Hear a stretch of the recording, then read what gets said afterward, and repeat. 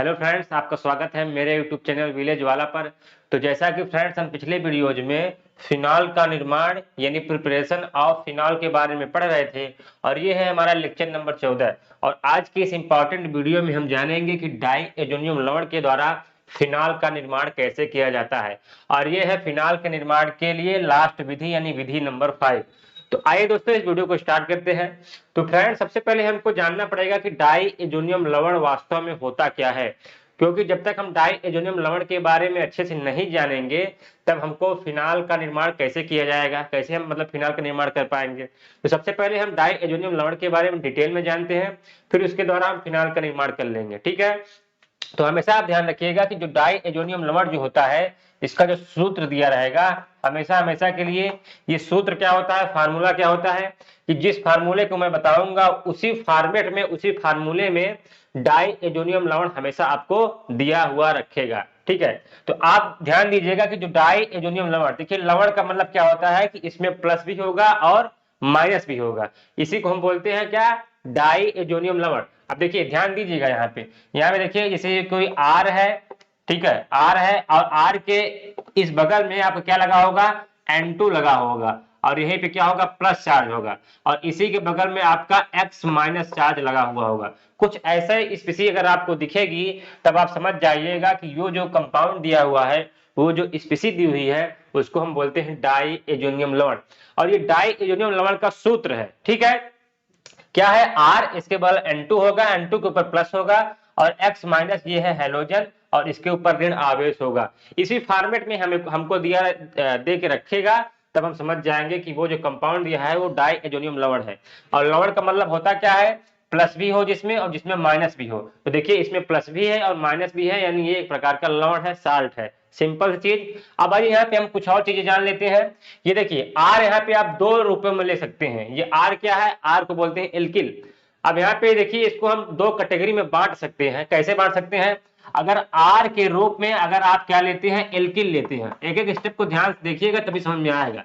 अगर आप आर के रूप में क्या लेते हैं, एल्किल लेते हैं, एल्काइल लेते हैं कोई, ठीक है, अगर कोई एल्काइल लेते हैं, एल्काइल का मतलब जैसे यहाँ पे आप ले सकते हैं CH3 एंड C2H5, ठीक है, कोई भी हाइड्रोकार्बन की चेन आप यहाँ पे ले सकते हैं। ठीक है, वो है एल्किल।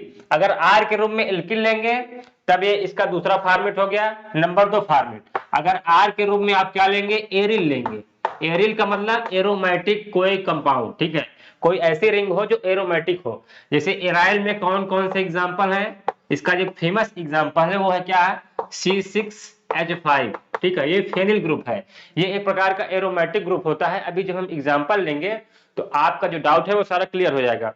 बट आप माइंड में पहले एक बेसिक फॉर्मेट को बनाइए कि आर के आधार पे यानी एल्किल के आधार पे इसको हम दो कैटेगरी में डिवाइड कर सकते हैं। पहला एल्किल अगर लेंगे तब यानी CH3C2H5 लेंगे इस आर की जगह पे, और दूसरा एरिल या C6H5 वाला कंपाउंड लेंगे, तब इसको हम दो पार्ट में बांट देंगे, सिंपल। अच्छा, ये तो हो गया आर। अब देखिए ये N2 क्या होता है, ये देखिए यही मेन है N2 प्लस, इसी को हम बोलते हैं डाई एजोनियम समूह। क्या बोलते हैं, इसको हम बोलते हैं डाई एजोनियम, डाई एजोनियम समूह या डाई एजोनियम ग्रुप। ठीक है, यही इसी को हम बोलते हैं डाई एजोनियम समूह। और ये X माइनस जो है, X माइनस के बारे में आपको पता ही होगा, X माइनस का मतलब होता है हैलोजन, हैलोजन। और यहाँ पे मेनली आपको हैलोजन, दो हैलोजन मिलेंगे, या तो क्लोरीन माइनस मिलेगा या तो आपको ब्रोमीन माइनस मिलेगा। और यहाँ पे एक एक्स्ट्रा चीज जान लीजिए दोस्तों कि यहाँ पे जरूरी नहीं है कि कोई हैलोजन का ही ऋण आवेश हमको मिले, यानी X माइनस के रूप में यहाँ पे ये निश्चित नहीं है कि Cl माइनस ही और Br माइनस ही मिलेगा, कोई हैलोजन का ऋण आवेश ही मिलेगा, कोई दूसरी स्पीसी भी यहाँ पे लग सकती है। यहाँ पे आप नोट पे लिख सकते हैं, यहाँ पे कोई दूसरी स्पीसी आपकी लग सकती है BH4 माइनस, ध्यान दीजिएगा BH4 माइनस भी यहाँ पे हो सकता है, जरूरी नहीं है कि Cl और Br माइनस ही होगा। ज्यादातर केसों में यही मिलता है, लेकिन कभी कभी केसों में BH4 माइनस मिल सकता है और आपको HSO4 माइनस मिल सकता है। ठीक है, ये दो स्पीसी आपको मिल सकती हैं, ये भी ठीक है, इसको आप ध्यान रखिएगा, ये इंपॉर्टेंट है हमारे कंपटीशन लेवल के लिए। बट ज्यादातर हमको क्लोरीन, क्लोराइड आयन और ब्रोमाइड आयन मिलते हैं। ठीक है, तो ये हो गया एक बेसिक इंट्रोडक्शन इसके बारे में। ठीक है, अब आइए हम यहाँ पे कोई एल्किल डाई एजोनियम लवण का क्या ले लेते हैं, एल्किल डाई एजोनियम लवण का एग्जांपल ले लेते हैं और एक एरिल डाई एजोनियम लवण का एग्जांपल ले लेते हैं, जिससे हमारा डाउट जो थोड़ा बहुत पेंडिंग में बचा हुआ है वो सारा क्लियर हो जाएगा। तो यहाँ पे देखिए, अगर आप एल्किल के रूप में इस R के रूप में अगर एल्किल लेते हैं तो क्या हो जाएगा, कोई एल्किल ले लीजिए, जैसे CH3 और ये है आपका N2 प्लस, और ये क्या है X माइनस के रूप में, चलिए Cl माइनस ले लीजिए तो Cl माइनस। ये देखिए ये बन गया डाई एजोनियम लवण, ठीक है, क्या बन गया, डाई एजोनियम लवण। इसको क्या बोलते हैं, मेथिल, ठीक है। ये क्या है, एक कार्बन है, एक कार्बन के लिए मेथेन, और ये क्या हुआ डाई एजोनियम, और ये हो गया क्लोराइड, तो इसका नाम हो जाएगा। अब यहाँ पे आपको ध्यान में रखना है कि अगर आप एल्किल के रूप R को एल्किल के रूप में लेते हैं तब ये जो होता है ये अस्थाई होता है। क्या होता है, अस्थाई। अस्थाई का मतलब क्या होता है, अनस्टेबल, हमेशा ध्यान रखिएगा, अनस्टेबल होता है। इसका यूज जो होता है बहुत कम होता है हमारी केमिस्ट्री में, क्योंकि जो केमिस्ट्री होती है उसमें जो स्थायी कंपाउंड होते हैं, जो स्टेबल कंपाउंड होते हैं, उन्हीं का यूज होता है हमारे पूरी केमिस्ट्री में। लेकिन ये जो स्पीसी बनी है ये क्या है, अस्थाई है, अनस्टेबल है। अब ये बात आती है कि अनस्टेबल यानी अस्थाई ये क्यों है, तो यहाँ पे देखिए ध्यान दीजिएगा कि इसके अंदर रेजोनेटिंग स्ट्रक्चर या अनुनादी संरचनाएं इसके अंदर प्रेजेंट नहीं है, जिसके कारण ये क्या है, अस्थाई है, अनस्टेबल है, ठीक है। ये आप ध्यान रखिएगा, ज्यादा ये इंपॉर्टेंट नहीं है, बट आपको यहाँ पे ध्यान ये रखना है कि अगर R के रूप में आप एल्किल ले रहे हैं तब ये जो एल्किल के द्वारा जो डाई एजोनियम लवण हमारा बनेगा वो क्या होगा, अस्थाई होगा, अनस्टेबल होगा। इसका यूज हम कभी भी नहीं करेंगे क्योंकि अस्थाई है, तो अस्थाई चीजों का यहाँ पे कोई यूज नहीं है, ठीक है। अब यहाँ पे अगर आप R के रूप में एल्किल ले लिए तो ये हो गया। अगर R के रूप में आप कोई एरिल ग्रुप लेंगे, जैसे यहाँ पे देखिए एक फेमस एग्जांपल, जैसे बेंजीन, ठीक है, बेंजीन है ये, और इसी बेंजीन के ऊपर आपको लगा हुआ मिल जाएगा N2, इसके ऊपर प्लस चार्ज और Cl माइनस। ये भी एक प्रकार का क्या है, डाई एजोनियम लवण है। और इसका नाम कैसे डिसाइड करेंगे, ये देखिए ये है बेंजीन, जैसे यहाँ पे ये था, ये क्या था, मेथेन था, तो ये हो जाएगा क्या, बेंजीन। ये देखिए ये हो जाएगा बेंजीन, ठीक है।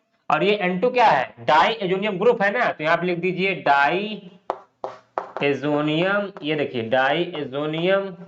फिर इसके बाद Cl माइनस, Cl माइनस क्या बोलते हैं, chloride, benzene diazonium chloride, ये हो जाएगा इसका नाम, क्लोराइड। या इसको शॉर्ट में बोलते हैं क्या, B का मतलब बेंजीन, D का मतलब डाई, ठीक है, एजोनियम क्लोराइड, C का मतलब क्लोराइड। B का मतलब बेंजीन, D का मतलब डाई एजोनियम, C का मतलब क्लोराइड, BDC कंपाउंड भी इसको बोलते हैं, और ये काफी ज्यादा फेमस कंपाउंड है। अब इसी कंपाउंड के द्वारा हम क्या बनाएंगे, फिनॉल का निर्माण करेंगे। अच्छा, अब यहाँ पे बात आती है कि ये तो अस्थाई हो गया, और ये दोस्तों हमेशा ध्यान रखिएगा ये स्थाई कंपाउंड है। क्या होता है, स्थाई कंपाउंड। स्थाई का मतलब स्टेबल होता है। अब बात आती है कि स्टेबल ये क्यों होता है, क्योंकि इसके अंदर क्या होती है, अनुनादी संरचनाएं होती हैं, अनुनादी संरचनाएं, अनुनादी संरचनाओं के कारण संरचनाएं क्या है इसके अंदर प्रेजेंट है, ठीक है। अनुनादी संरचनाओं के बारे में इसको बोलते हैं रेजोनेटिंग स्ट्रक्चर। ये देखिए, ठीक है। अनुनादी संरचनाओं के बारे में अगर आपको नहीं पता है तो आप बुक से या किसी YouTube चैनल से देख लीजिए, क्योंकि अभी तक हम अनुनादी संरचनाओं के बारे में डिटेल में कोई लेक्चर नहीं बनाए हैं, ठीक है। ये क्लास 11 में या कक्षा 11 में आप इसको पढ़ के आए होंगे। अगर पढ़े हैं तो भी तो आपके लिए अच्छा ही है, अगर नहीं पढ़े हैं तो कोई प्रॉब्लम की बात नहीं है।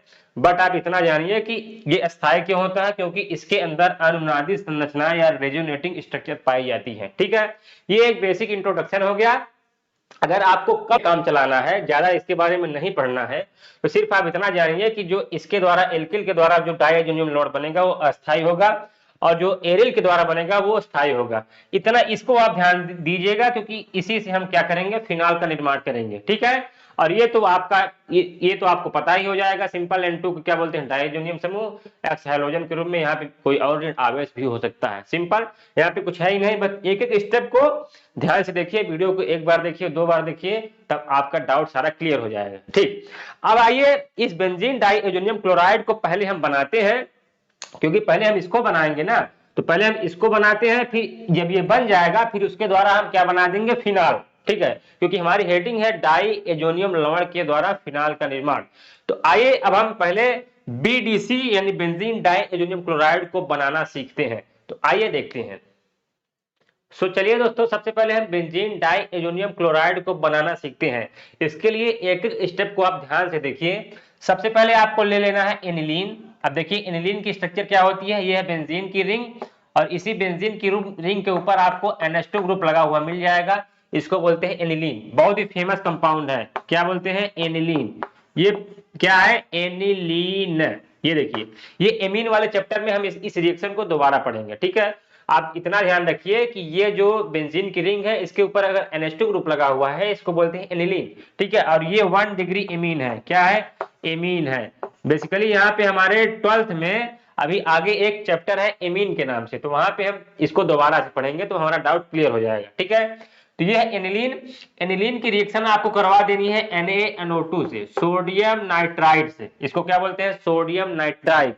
और साथ में आपको ले लेना है HCl, इसको बोलते हैं हाइड्रोक्लोरिक अम्ल। और ध्यान दीजिएगा ये दोस्तों, यहाँ पे आपको लो टेम्परेचर ले लेना है, लो टेम्परेचर, ठीक है। यानी हीट बहुत थोड़ी सी देनी है, हमको ज्यादा हीट नहीं देनी है, ठीक है। अब यहाँ पे होगा क्या? यहाँ पे आपका BDC बन जाता है, simple benzene diazonium chloride बन जाता है। देखिए ये है आपका N2, इसके ऊपर प्लस चार्ज, ये है Cl, इसके ऊपर माइनस चार्ज। इसको बोलते हैं BDC, benzene diazonium chloride, ठीक है। इतनी चीजें हम लेंगे तो हमारा क्या बन जाएगा? BDC, benzene diazonium chloride. अब दोस्तों आप लोग ये सोच रहे होंगे कि इन तीनों कंपाउंड के द्वारा ये BDC कैसे बन गया, ठीक है। तो मैं आपको बता देना चाहता हूं दोस्तों कि इसके अंदर एक क्या होती है? क्रियाविधि होती है, मैकेनिज्म होता है, ठीक है, जिसके बारे में हमको जानने की जरूरत नहीं है। क्योंकि अगर हम इसके मैकेनिज्म के बारे में आपको बताएंगे तो वीडियो काफी ज्यादा लंबा हो जाएगा, और वो मैकेनिज्म जो हम बताएंगे आपको, वो आपके लिए और आपके एग्जाम के लिए इंपॉर्टेंट नहीं है। तो हमको उतनी चीजें पढ़नी है जो हमारे एग्जाम के लिए और हमारे लिए क्या है? इंपॉर्टेंट है, महत्वपूर्ण है, ठीक है। बट आप इतना ध्यान रखिए कि एनिलीन की क्रिया आप जब NaNO2 से करवाएंगे, सोडियम नाइट्राइड से करवाएंगे और HCl से करवाएंगे, तब आपको BDC मिल जाएगा। इसको आप चाहे भूल जाइए, कोई दिक्कत वाली बात नहीं है, ठीक है। बेसिकली यहाँ पे अगर 60 में आपको बता दें तो ये N और N यहाँ पे मिल जाते हैं, तो यहाँ पे N2 हो जाता है, इसके ऊपर प्लस चार्ज आ जाता है, और यही जो क्लोरीन है, इस हाइड्रोजन का हटा के यही क्लोरीन लग जाता है और Cl माइनस के रूप में। ये हमारा हो गया बेंजीन डाई एजोनियम क्लोराइड, ठीक। ये एक प्रकार का डाइएजोनियम लवण है, ठीक है। ये है हमारा डाइएजोनियम लवण, और ये बन गया हमारा। अब इसी के द्वारा हमको क्या बनाना है? फिनाल को बनाना है। बस अब आपको कुछ भी नहीं करना है, एक स्टेप में आपकी सारी रिएक्शन कंप्लीट। पहले आप इसको ले लीजिए, तो आप इसको लेके रखिए अपने पास। ये देखिए, ये बेंजीन की रिंग, और इसके ऊपर आपको लगा है क्या? N2 लगा हुआ है, प्लस चार्ज है, और Cl माइनस है। इसको क्या बोलते हैं? BDC, okay, benzene diazonium chloride. बस आपको इसको जल पिला देना है, ये प्यासा है, ठीक है। इसको आप जल दे दीजिए। जल का मतलब क्या होता है? H2O, और H2O का मतलब क्या होता है? H प्लस और प्लस OH माइनस, ये दो आयनों में टूटता है। इतनी चीजें तो आपको पता ही होंगी। तो बस अब आप कुछ न करिए, जैसे यहाँ पे हीट देंगे, थोड़ी सी क्या देंगे? हीट। यानी इसको आप जब थोड़ा सा गर्म करेंगे आप, तो यहाँ पे होगा क्या कि ये N2 नाइट्रोजन गैस के रूप में बाहर निकल जाएगा। ये N2 आपका नाइट्रोजन गैस के रूप में बाहर निकल जाएगा, ठीक। और यहाँ पे देखिए क्या निकल जाएगा? ये H प्लस है और ये है Cl माइनस। इन दोनों के बीच में क्या हो जाएगा? अट्रैक्शन हो जाएगा, तो HCl बन के निकल जाएगा। तो यहाँ पे क्या हो जाएगा? HCl बन जाएगा, ठीक। और तीसरे स्टेप में क्या हो जाएगा? यहाँ पे देखिए धन आवेश था, N2 के ऊपर धन आवेश था, ये है OH माइनस। ये OH माइनस इस यहीं पे आएगा, इस कार्बन के साथ जुड़ जाएगा, क्योंकि N2 तो हमारा पहले से ही बाहर निकल चुका है। तो प्लस करके आप यहाँ पे बेंजीन की रिंग बना दीजिए, और बेंजीन की रिंग बनाने के बाद फिर आप क्या कर दीजिए? इसके ऊपर क्या लगा दीजिए? OH, क्योंकि ये OH माइनस जाके इस कार्बन के साथ जुड़ गया है।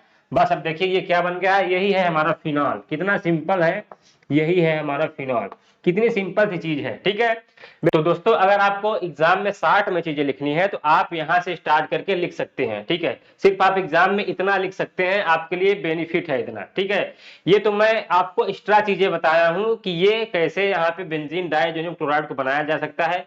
अगर एग्जाम में आएगा तो आप यहां से स्टार्ट करके सिर्फ यही 3 स्टेप यहाँ पे लिख सकते हैं, ठीक है। ये तो मैं आपको बताया हूं एक्स्ट्रा के लिए कि डाइएजोनियम लवण होता क्या है, जो अभी इसके पहले पहले मैं बताया हूं आपको, और डाई एल्युमिनियम लवण को कैसे बनाया जाता है। ठीक है, हमेशा ध्यान रखिएगा, अगर एग्जाम में आएगा तो आप यहीं से स्टार्ट करिएगा, क्योंकि 3 स्टेप में सारी रिएक्शन कंप्लीट। ठीक है, क्योंकि कोई भी अगर टॉपिक है उसके बारे में जो बेस है, अगर उसके बेसिक चीजों को हम पकड़ेंगे तो हमारा जो नॉलेज होगा काफी ज्यादा अच्छा होगा और हमको टॉपिक अच्छे से समझ में आएगा। तो ये था दोस्तों आज का हमारा लेक्चर। अब मैं उम्मीद करता हूं कि आपको हमारा वीडियो अच्छा लगा होगा, और डाई एल्युमिनियम लवण के द्वारा फिनाल का निर्माण कैसे किया जाता है उसके बारे में भी आपको समझ में आया होगा मेरा वीडियो, मैं ऐसी उम्मीद करता हूं। तो फ्रेंड्स, अगर आपको हमारा वीडियो वास्तव में अच्छा लगा है तो प्लीज हमारे वीडियो को लाइक करें, शेयर करें, और मेरे प्यारे से चैनल विलेज वाला को सब्सक्राइब कर लें। और केमिस्ट्री से रिलेटेड ऐसी वीडियो मैं डेली लाता रहूंगा। और आप कमेंट जरूर करिए कि हमारा वीडियो कैसा लगा है, अगर अच्छा लगा है तो भी कमेंट करें, और अच्छा नहीं लगा है तो भी कमेंट करें, जिससे हम और अच्छे से पढ़ाने का प्रयास करें और हमको कम से कम पता तो चले। तो जय हिंद, जय भारत।